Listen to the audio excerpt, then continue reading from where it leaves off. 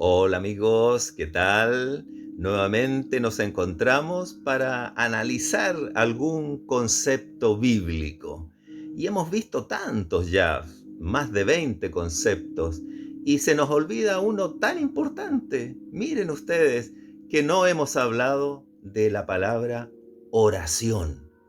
Orar, rezar, dicen algunos, pero en realidad rezar es decir una oración de memoria, una oración que probablemente está escrita, repetirla para que Dios nos escuche.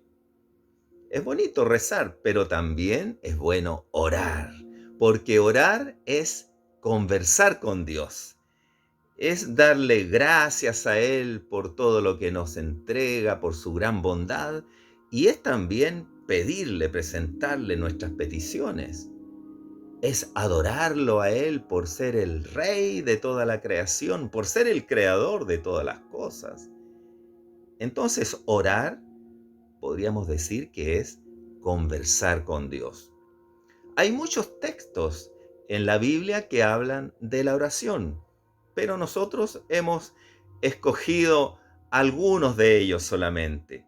Tengo que decirles que la oración en sí misma no tiene poder.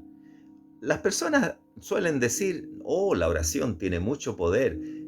En cierto modo es verdad, pero en realidad el poder no es de nuestras palabras, de lo que digamos, sino que el poder es de la respuesta que obtenemos de esa conversación con Dios, de esa oración. El poder lo tiene Dios. En Él está el poder. Así es que tengamos cuidado cuando decimos que la oración tiene mucho poder. Bueno, la oración es poderosa en el sentido de que si hablamos con Dios, Él nos va a responder, obviamente, y eso es muy bueno para nosotros. Veamos entonces algunos textos bíblicos. Aquí en la palabra de Dios vamos a ver el profeta Jeremías, este profeta de la antigüedad, a ver qué nos dice en el capítulo 29, versículo 12. Vamos a leer el 11 y el 12. Dice así, porque yo sé los pensamientos que tengo acerca de vosotros, dice Jehová, pensamientos de paz y no de mal, para daros el fin que esperáis. Qué lindo lo que el Señor dice de nosotros, que nos conoce, que sabe nuestros pensamientos, nuestras necesidades y que Él va a darnos. Miren lo que dice en el versículo 12. Entonces me invocaréis y vendréis y oraréis a mí y yo os oiré. El Señor nos escuchará. Dios quiere escucharnos y respondernos. Entonces es bueno orar. Veamos ahora en el Nuevo Testamento, en Mateo, capítulo 6, versículo 5. Ahí tenemos varios versículos donde Jesús en el Sermón del Monte habla acerca de la oración. Dice así el versículo 5. Y cuando ores, no seas como los hipócritas, porque ellos aman el orar en pie en las sinagogas y en las esquinas de las calles para ser vistos de los hombres. De cierto os digo que ya tienen su recompensa. O sea, Dios nos invita a orar en la intimidad con Él, no en forma pública. Obviamente, en el templo, en la iglesia, nosotros podemos hacer una oración en voz alta, no hay problema. Pero que el motivo, la motivación de nuestro corazón no sea para que los demás nos escuchen, para figurar o que los demás digan, mire, qué santo o qué santa es esta persona. No, sino que la oración siempre, recuerden, es una conversación con Dios, es una comunicación con el Creador. Entonces, dice Jesús, Él nos recomienda que no seamos como los hipócritas que les gusta figurar, sino que seamos sencillos en nuestra relación con Él, en nuestra oración. Por eso el verso 6 dice, mas tú cuando ores, entra en tu aposento y cerrada la puerta, ora a tu Padre que está en secreto, y tu Padre que ve en lo secreto te recompensará en público. en el sentido de que Él responderá a nuestra oración y seremos bendecidos. Los demás verán la bendición que Dios nos ha dado, pero no vieron ni escucharon cuando nosotros estábamos conversando con Dios y diciéndole a Él nuestras necesidades, diciéndole a Él lo que nosotros anhelamos en nuestro corazón. Así es que Dios nos invita a tener una relación íntima con Él. Dios quiere conversar también con nosotros, porque la oración es una conversación y en una conversación hablan los dos, ¿no es cierto? No voy a hablar yo solamente, sino que también tengo que tener tiempos de silencio y escucharlo a Él, qué es lo que Él me quiere decir. Y en Mateo 6, 9, 13, el Señor nos enseña una forma de orar. En realidad es una oración modelo, no es que tengamos que repetirla exactamente como un rezo, sino que nos da la pauta de los tiempos, de las razones, del tema que nosotros podríamos presentarle al Señor en oración. Y dice así: vosotros pues oraréis así: Padre nuestro que estás en los cielos, santificado sea tu nombre. O sea, primero que nada, santificar el nombre de Dios, reconocerlo a Él como aquel que está en los cielos gobernando nuestras vidas y la de todo el universo. Luego dice: venga tu reino, hágase tu voluntad como en el cielo, así también en la tierra. Ese es otro aspecto importante, pedirle a Dios que el reino de Él, que el gobierno de Él venga sobre nuestras vidas, así como gobierna en los cielos, a los ángeles, a los seres espirituales, así como gobierna a todo el resto de la creación del universo, también reine en nuestras vidas, gobierne nuestras vidas y se haga su voluntad en nosotros. Luego el versículo 11 dice: el pan nuestro de cada día, dánoslo hoy. O sea, como tercera cosa, le pedimos que el alimento diario no falte a nuestra mesa. Cuando dice pan, se refiere en realidad a todas nuestras necesidades. Nosotros podemos pedirle al Señor todo lo que requerimos, ¿no es cierto? Nuestras necesidades básicas: pan, techo y abrigo, ¿no? Todo lo que necesitamos, el cariño, el afecto de una familia, la amistad, el tener un lugar donde tener comunión con Dios, un grupo, una iglesia, ¿no es cierto? Todo eso es importante y forma parte del pan de cada día, el pan nuestro de cada día, alimentar nuestro cuerpo y también nuestra alma. Y perdónanos, dice el 12, perdónanos nuestras deudas como también nosotros perdonamos a nuestros deudores. Fíjese usted que el Señor aquí nos compromete porque nos dice que tenemos que perdonar a nuestros deudores para que también Él pueda perdonarnos a nosotros. Y perdónanos nuestras deudas, nuestros pecados. Perdónanos, Señor, nuestras faltas, nuestras ofensas a tu persona. Como también, dice, nosotros perdonamos a nuestros deudores. O sea, nos está realmente incentivando Dios a que también oremos por aquellos que nos han ofendido, ¿cierto? Tenemos entonces que perdonar y también podemos ser perdonados. Así como podemos ser perdonados por Dios, nosotros debemos, es nuestro deber, perdonar a aquellos que nos han ofendido. Si Dios nos perdona a nosotros, ¿quiénes somos nosotros para no perdonar también a los que nos ofenden? Después dice: y no nos metas en tentación, mas líbranos del mal. Esa petición de que no permita Dios de que nosotros caigamos en la tentación. La tentación está siempre allí, de todo tipo de tentaciones, materiales, también tentaciones espirituales, todo tipo de tentación. Hay todo tipo de tentación. La tentación al adulterio, la tentación a la fornicación, la tentación a comer más de lo que corresponde, la tentación a la pereza, La tentación a tener cosas, a consumir en demasía.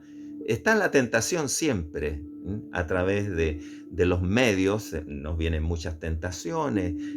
Bueno, el diablo y el mundo ocupan diversas formas para tentarnos, pero nosotros no debemos caer en la tentación. Y para eso le pedimos ayuda a Dios, que Él nos dé la fortaleza, nos dé la fuerza de voluntad para no caer en la tentación. Y luego dice, porque tuyo es el reino, el poder y la gloria por todos los siglos. Amén. Así termina esta oración modelo que Jesús nos da. Podemos nosotros esos mismos puntos irlos desarrollando, haciendo cuando oramos. Pero no es algo obligatorio, no es algo estricto, algo que tiene que ser así. En realidad, la oración es una conversación con Dios y, y toda conversación siempre es algo espontáneo, algo sincero, algo nacido del corazón. Ahora vamos a ver en Marcos, en el capítulo 1, versículo 35, que dice, levantándose muy de mañana, se refiere a Jesús, siendo aún muy oscuro, salió y se fue a un lugar desierto y allí oraba. O sea, Jesús tenía la costumbre de orar, de levantarse muy temprano e ir a la oración, de orar a un lugar, dice, desierto, un lugar donde no había más gente, en, en un lugar donde estemos tranquilos, donde nadie nos moleste, ¿cierto? Usted en su casa tal vez tiene una oficina, o el dormitorio, una pieza, o el jardín, ¿cierto? O en su trabajo un lugar donde usted puede comunicarse con Dios, puede conversar con Dios. Veamos ahora en el Evangelio de Lucas, en el capítulo 22, eso es ya casi al final de la vida de Jesús, en el versículo 44, es cuando Jesús está orando en el huerto de los olivos, en el jardín de Getsemaní, y dice, y estando en agonía, oraba más intensamente, y era su sudor como grandes gotas de sangre que caían hasta la tierra. Era tal su dolor porque estaba frente a esa decisión que él debía tomar de ir a la cruz, de aceptar ese sacrificio, de pasar por esa humillación, dolor físico y moral de ser crucificado, y antes iba a ser torturado, azotado, golpeado, insultado, abofeteado. Se iba a blasfemar contra él. Iba a ser muy doloroso ese pasaje hacia la cruz, esa vía dolorosa. Y estando en agonía, él está orando en el monte, en el jardín de Getsemaní, oraba más intensamente, y era su sudor como grandes gotas de sangre que caían hasta la tierra. Cuando usted tenga un dolor muy grande, cuando esté pasando una crisis, cuando esté sufriendo y orando, recuerde este momento que vivió el Señor. No está solo usted, no está sola usted. También hubo uno que sufrió lo indecible por su alma para que usted tuviese la salvación y la posibilidad de comunicarse con Dios, de orar, de conversar con el Señor. Cristo sufrió todo eso para que nosotros pudiésemos tener esta bendición de tener una relación íntima con el Creador. Veamos ahora en Romanos 15:30, en este breve recorrido que vamos haciendo por la Escritura, en que se habla acerca de la oración. Romanos 15:30 dice, pero os ruego, hermanos, aquí escribe el apóstol Pablo, pero os ruego, hermanos, por nuestro Señor Jesucristo y por el amor del Espíritu Santo, que me ayudéis orando por mí a Dios. O sea, Pablo le está diciendo, por favor, oren por mí. ¿Por qué pedirá él que oren por él? Porque él pasa por distintas dificultades a medida que va predicando la palabra de Dios en las diversas iglesias, ciudades donde él va, también en las calles, en las sinagogas, en las plazas. Habla acerca de Cristo y su evangelio y por supuesto muchas veces lo apedrean, lo apresan, lo llevan a la cárcel, lo azotan. Entonces necesita la oración de sus hermanos, la oración de los discípulos. En realidad todos los predicadores, los pastores, los ministros de Dios, los evangelistas, los maestros necesitamos que oren por nosotros para que tengamos la fuerza, el empuje, el anhelo, el deseo, el entusiasmo siempre de llevar el evangelio a todas las naciones. Y ahora vamos a ver en Efesios 6:18, ¿qué nos dice aquí la palabra de Dios? Dice, orando en todo tiempo, con toda oración y súplica en el Espíritu, y velando en ello con toda perseverancia y súplica por todos los santos. O sea, por todos los cristianos. A eso se refiere santos. Ya hemos visto la palabra. Por todos los santos, por todos los cristianos debemos nosotros orar. ¿Y cuándo debemos orar? En todo tiempo, en todo momento, en tiempos buenos, en tiempos malos. Siempre orar, dice, con toda oración y súplica en el Espíritu. Cuando dice en el Espíritu, está con mayúscula, o sea, en el Espíritu Santo. Orar en el Espíritu. Orar conectados con el Espíritu Santo para que nuestra oración sea inspirada. Y velando en ello, o sea, estar velando allí con perseverancia y súplica por todos los santos. Importante, orar en todo tiempo. Y en Primera de Tesalonicenses 5:17 no necesitamos ni siquiera buscarlo porque eso es muy conocido, incluso lo cantamos, dice, orad sin cesar. Así de breve es el versículo.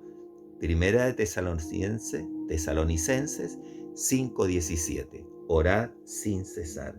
O sea, estar siempre orando. ¿Cómo será eso de estar siempre orando?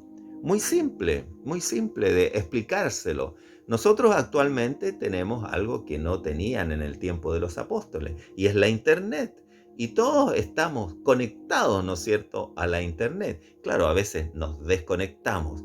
Lo que el Señor nos quiere decir es que estemos conectados con Él permanentemente. Eso significa orar sin cesar, o sea, conversando con Dios siempre.